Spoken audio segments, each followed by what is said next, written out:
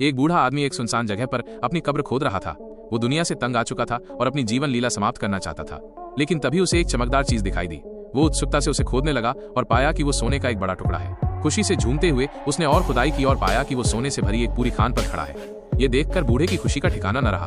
उसने सारा सोना इकट्ठा किया और अपने घोड़े पर लादकर शहर की ओर निकल पड़ा, एक नई जिंदगी की उम्मीद में। लेकिन उसकी खुशी ज्यादा देर तक नहीं टिकी। रास्ते में कुछ हारे हुए नाजी सैनिकों ने उसे रोक लिया। उन्होंने बूढ़े आदमी से उसका सारा सोना छीन लिया। बूढ़ा आदमी बहुत दुखी हुआ, लेकिन सैनिकों की संख्या ज्यादा थी, इसलिए वो कुछ नहीं कर सका। लेकिन सैनिकों ने एक और क्रूर काम किया। उन्होंने बूढ़े के प्यारे कुत्ते को भी नहीं बख्शा। ये देखकर बूढ़े का गुस्सा फूट पड़ा। उसने अपनी फावड़ी निकाली और तुरंत ही एक सैनिक की खोपड़ी में मार दी। दूसरा सैनिक जब तक कुछ समझ पाता, बूढ़े ने उसे भी मार गिराया। बाकी सैनिक घबरा गए और बूढ़े पर गोलियां चलाने लगे, लेकिन उनकी गोलियां आपस में ही टकरा गईं और वे सब मर गए। बूढ़ा आदमी अब अकेला था, लेकिन खतरा अभी टला नहीं था। उसने दूर से एक टैंक की आवाज सुनी और समझ गया कि उसे अब भागना होगा।